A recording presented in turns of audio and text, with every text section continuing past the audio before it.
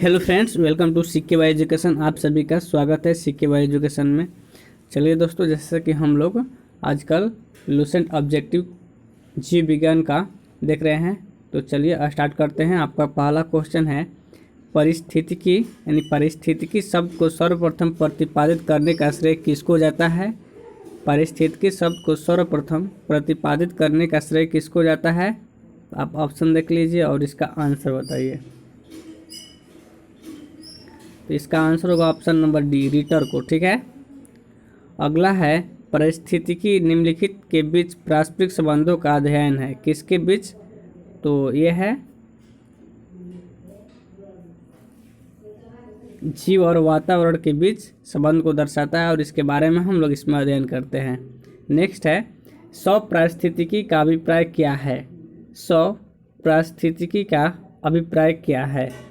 तो इसका आंसर हो जाएगा ऑप्शन नंबर बी, व्यक्तिगत जीवधारी का पारिस्थितिकी अध्ययन। ठीक है दोस्तों, आप सभी से आग्रह है कि वीडियो को पहले पूरा वॉच कीजिए और वॉच करने के बाद बताइए कि आपने इसमें कितना क्वेश्चन सही किया है। इस वीडियो में हमने 50 क्वेश्चन को डिस्कस करेंगे और आप इसमें देखिए और अपने दोस्तों के पास शेयर करें। ठीक है, ये बहुत ही परीक्षा के लिए उपयोगी है क्योंकि लुसेंट से क्वेश्चन बहुत ही आता है रेलवे एंड एसएससी एग्ज़ाम के लिए। तो आप इसे देखिए और अपने दोस्तों के पास ज़रूर शेयर करें। ठीक है, व्हाट्सएप पर शेयर करें या अन्य वेबसाइट पर शेयर करें जो आप यूज करते हैं। तो नेक्स्ट देखते हैं, पारिस्थितिकी शब्दावली किसने प्रस्तुत की थी? पारिस्थितिकी शब्दावली किसने प्रस्तुत की थी? तो इसका आंसर क्या हो जाएगा? ऑप्शन नंबर डी, टेंसले ने। ठीक है। अगला है, निम्नलिखित में से कौन सा एक पारितंत्र शब्द का सर्वोत्कृष्ट वर्णन है? निम्नलिखित में से कौन सा एक पारितंत्र शब्द का सर्वोत्कृष्ट वर्णन है? तो क्वेश्चन 5 क्या है? इसका आंसर देखिए, बताइए। इसका आंसर होगा आपका ऑप्शन नंबर सी, जीवों का समुदाय और साथ ही पर्यावरण जिसमें वे रहते हैं। नेक्स्ट क्वेश्चन है, पारिस्थितिकी तंत्र के दो घटक कौन से हैं? पारिस्थितिकी तंत्र के दो घटक कौन से हैं? तो इसका आंसर क्या होगा? इसका आंसर होगा पौधा और प्रकाश, जैविक और अजैविक। ठीक है। नेक्स्ट है, निम्न में से कौन सा पारितंत्र अजैवीय घटक है? निम्न में से कौन पारितंत्र का अजैवीय घटक है? तो इसका आंसर हो जाएगा आपका जल। नेक्स्ट है, यदि आपको इसका पीडीएफ चाहिए तो मेरे डिस्क्रिप्शन में दिए गए लिंक को पर ज्वाइन कर लीजिए और ग्रुप को, और उसके बाद मेरे Facebook page CK Y education, ठीक है, एजुकेशन को फॉलो कर लीजिए। अगला क्वेश्चन है आपका, किसी पारिस्थितिकी तंत्र में ऊर्जा का प्रवाह के बारे में निम्न में से कौन सी श्रृंखला सही है? किसी पारिस्थितिकी तंत्र में ऊर्जा का प्रवाह के बारे में निम्न में से कौन सी श्रृंखला सही है? एसएससी 2013 का क्वेश्चन है। इसका आंसर क्या होगा? तो इसका आंसर हो जाएगा आपका ऑप्शन नंबर ए, उत्पादक और अपघटक उपभोक्ता। सॉरी, सी होगा। ठीक है, उत्पादक, उपभोक्ता और अपघटक। नेक्स्ट है, खाद्य श्रृंखला किससे बनती है? खाद्य श्रृंखला किससे बनती है? तो उत्पादक, उपभोक्ताओं एवं अपघटकों से। किसी श्रृंखला में प्राथमिक उपभोक्ता होते हैं। किस श्रृंखला में प्राथमिक उपभोक्ता होते हैं? जैसे जो घास या फल फूल खाते हैं, जो शाकाहारी होते हैं, उसे प्रथम उपभोक्ता बोलते हैं। ठीक है। द्वितीय उपभोक्ता किसको बोलते हैं?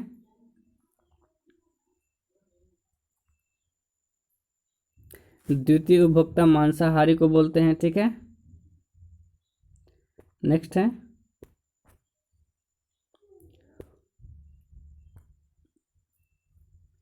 किसी पारितंत्र में उत्पादकों का कार्य होता है। किसी पारितंत्र में उत्पादकों का कार्य क्या होता है? तो इसका आंसर होगा आपका ऑप्शन नंबर बी, सौर ऊर्जा को पकड़ना एवं इससे रासायनिक ऊर्जा में बदलना।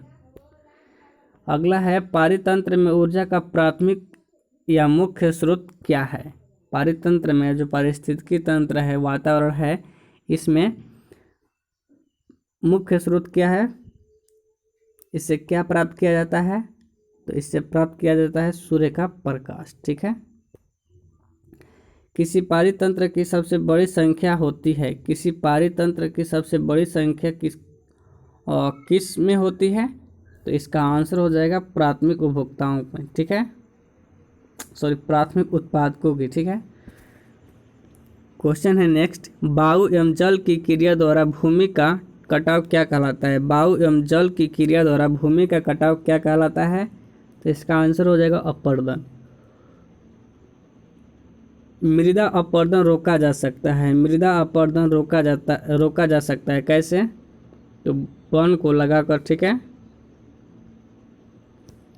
नेक्स्ट है, पेड़ पौधे को लगाएंगे तो मृदा अपरदन, मिट्टी का अपरदन मीन्स कटाव नहीं होगा। ठीक है। बाढ़ को रोका जा सकता है। बाढ़ को कैसे रोक सकते हैं हम? तो इस पर हम बाढ़ को रोकेंगे कैसे? नदियों पर बांध बनाकर एवं वृक्षारोपण करके। ठीक है। अगला है, मुख्य मैंग्रोव वाले जोरीय वन कहाँ पाए जाते हैं? ये पाए जाते हैं सुंदर वन डेल्टा में। ठीक है, जो कि कहाँ स्थित है? पश्चिम बंगाल में है। गंगा और ब्रह्मपुत्र नदी सुंदरवन का डेल्टा बनाती है। मैंग्रोव वनस्पति का मुख्य घटक क्या है? तो इसका है राइजोफोरा। ठीक है।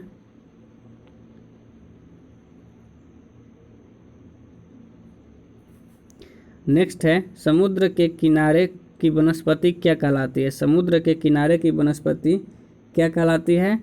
तो समुद्र में आप जानते हैं कि जैसा कि उसका पानी खारा होता है, उसे लवण भी बोला जाता है।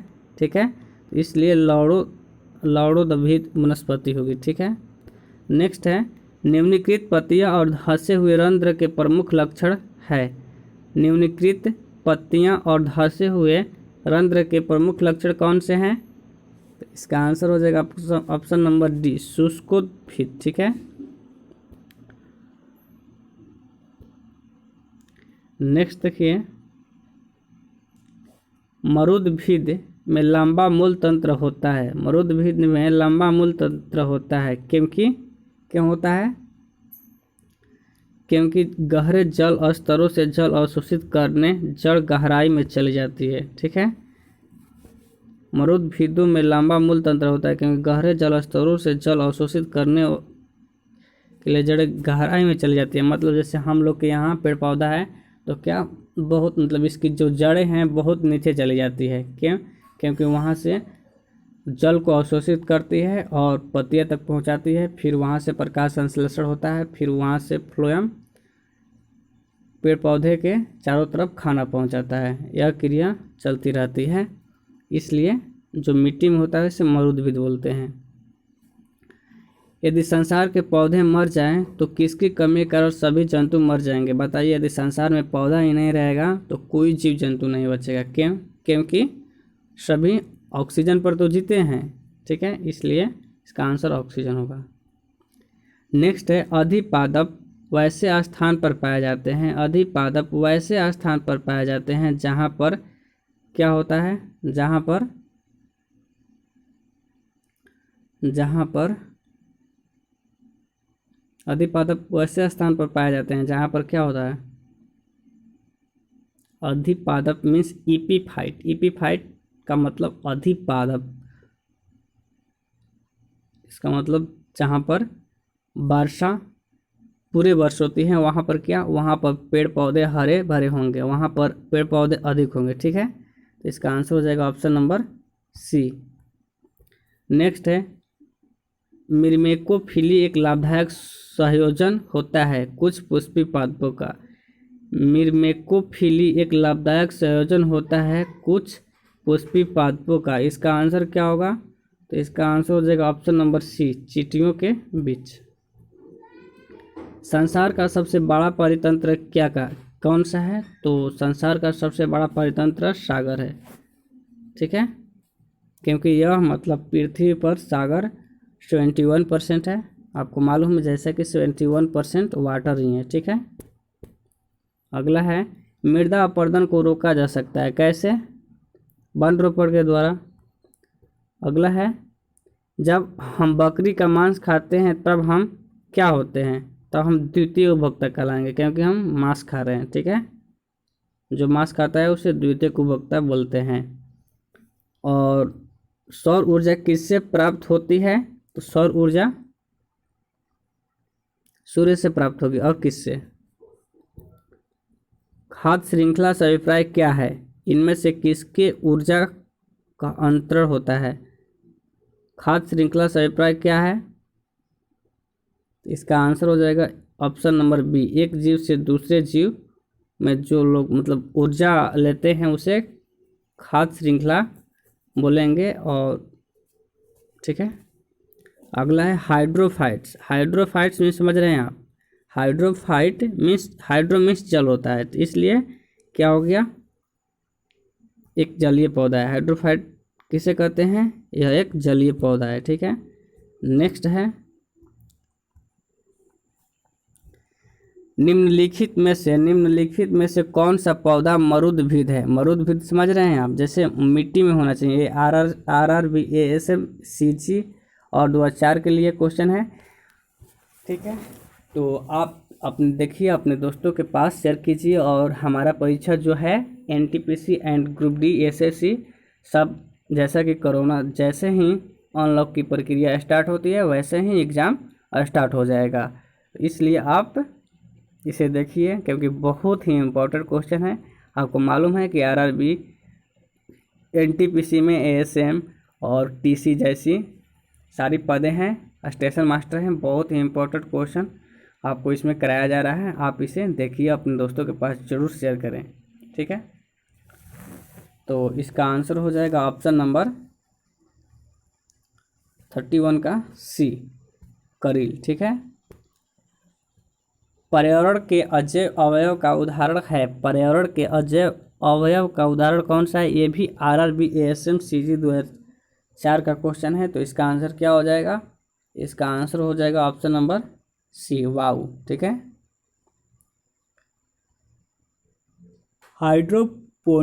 हाइड्रोपोनिक्स संबंधित है किससे? आपको बताएं हाइड्रो का मतलब क्या होता है, तो आप बताइए इसे।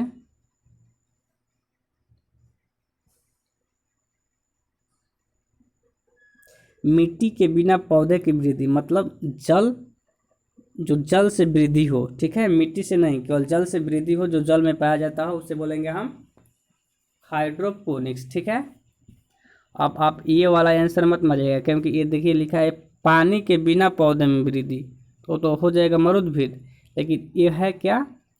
मिट्टी के बिना पौधे में वृद्धि, यानी वाटर इसमें ज़रूरी है। ठीक है, मिट्टी ज़रूरी नहीं है, इसलिए आपका आंसर ऑप्शन नंबर ए सही है। नेक्स्ट है सौर ऊर्जा का सबसे बड़ा यौगिकरण कौन है? सौर ऊर्जा का सबसे बड़ा यौगिकरण कौन सा है? तो हरे पौधे हैं। ठीक है, पारिस्थितिकी संतुलन बनाए रखने के लिए भारत में वन क्षेत्र कितने अनुपात में होने चाहिए? तो इसका आंसर क्या होगा?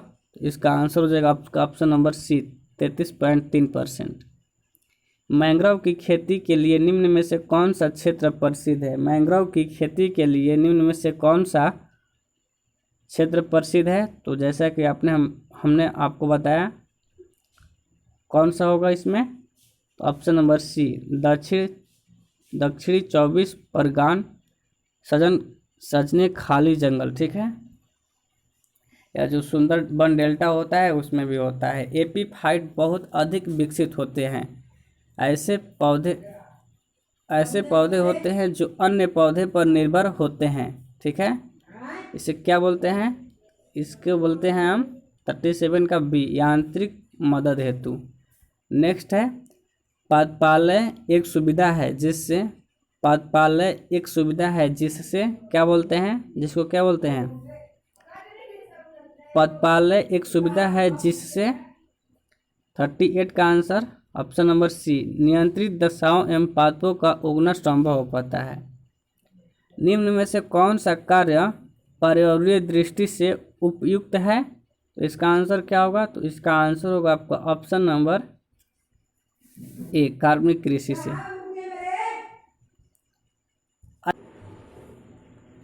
अधिकांश मरुस्थलीय पादप रात्रि के समय ही पुष्पित होते हैं। अधिकांश मरुस्थलीय पादप रात्रि के समय ही पुष्पित होते हैं, क्योंकि इसके कारण क्या है? तो इसका कारण है आपका ऑप्शन नंबर डी, मरुस्थलीय कीट रात्रि के समय सक्रिय रहते हैं। नेक्स्ट है, रेगिस्तान में पौधे होने वाले पौधे क्या कहलाते हैं? रेगिस्तान में जो पौधे होते हैं उसे क्या बोलते हैं? तो उसको हम बोलेंगे जीरोफाइट, ठीक है, क्योंकि ये बालू में उगते हैं, इसको हम जीरो से स्टार्ट करते हैं। नेक्स्ट है, पारिस्थितिकी नीके की संकल्पना को प्रतिपादित किसने किया था? पारिस्थितिकी नीके की संकल्पना को प्रतिपादित किसने किया था? तो इसका आंसर हो जाएगा ऑप्शन नंबर बी, ग्रीनेलस ने, ठीक है। निम्नलिखित में से कौन सा ऐसा अधिक स्थिर पारितंत्र है? तो इसका आंसर हो जाएगा महासागर, ठीक है। अगला है, निम्नलिखित में से कौन से 3 आर पर्यावरण के अनुकूल माने जाते हैं? ये भी इम्पोर्टेंट क्वेश्चन है जो कि रिसेंटली 2017 का क्वेश्चन है, ठीक है। तो इसका आंसर होगा आपका ऑप्शन नंबर ए, कम करना, पुनः प्रयोग करना, पुनः चक्रित करना, ठीक है। नेक्स्ट है, सामाजिक वानिकी किसे कहते हैं? सामाजिक वानिकी क्या है? तो इसका आंसर हो जाएगा ऑप्शन नंबर डी, सहकारी स्वामित्व वाली भूमि पर एक ही प्रकार का पौधा उगाना। ऑप्शन नंबर डी, सहकारी स्वामित्व वाली भूमि पर उपयोगी पौधे को उगाना और उनकी व्यवस्था करना। पृथ्वी शिखर सम्मेलन पृथ्वी शिखर सम्मेलन कहाँ हुआ था? तो इसका आंसर क्या होगा? रियो डी जेनेरो में, ठीक है। कब हुआ था? तो यह हुआ था 3 जून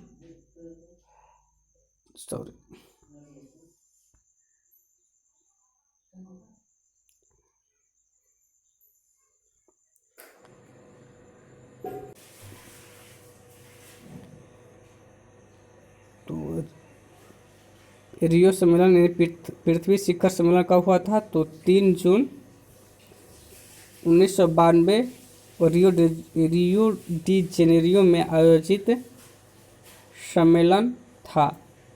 172 देशों ने इसमें 172 सरकारों के, जिसमें 108 राष्ट्र अध्यक्षों ने भाग लिया, ठीक है। 172 देश भाग लिया इसमें। नेक्स्ट है आपका, राष्ट्रीय वनस्पति अनुसंधान संस्थान कहाँ स्थित है? तो इसका आंसर क्या होगा? तो इसका आंसर होगा आपका ऑप्शन नंबर सी, लखनऊ में। लखनऊ में होगा, कहाँ होगा? ठीक है। नेक्स्ट है, भारत में वन अनुसंधान संस्थान कहाँ स्थित है? इसका आंसर होगा ऑप्शन नंबर सी, देहरादून में। अगला है, पृथ्वी का विशालतम पारिस्थितिकी तंत्र क्या है? तो जलमंडल है। निम्न में से कौन कृत्रिम पारिस्थितिकी तंत्र है? तो धान का खेत। बाकी सब तो क्या है? बाकी सब तो ये प्राकृतिक है, बट धान का खेत क्या है? कृत्रिम है। तो चलिए, इस वीडियो में इतना ही। आपसे मिलेंगे नेक्स्ट वीडियो में, ठीक है। हम डिस्कस करेंगे पारिस्थितिकी परितंत्र का, जिसमें 40 क्वेश्चन रहेगा। टोटल इसमें 90 क्वेश्चन है, 50 क्वेश्चन हमने कर लिया, आगे हम 40 क्वेश्चन देखेंगे। चलिए बाय, इस वीडियो में इतना ही। तब तक अपने दोस्तों के पास इसे शेयर कीजिए और चैनल को सब्सक्राइब कीजिए, ठीक है, एंड लाइक कीजिए। बाकी सब यही जो करना है सो कर दीजिए, अन्यथा मत करिए, आपकी मर्जी है। ये देखिए, हमने 10 क्वेश्चन सही किया है और लाइक यहाँ पर सही है, डिसलाइक नहीं है और शेयर है, बाकी सब है। चलिए बाय।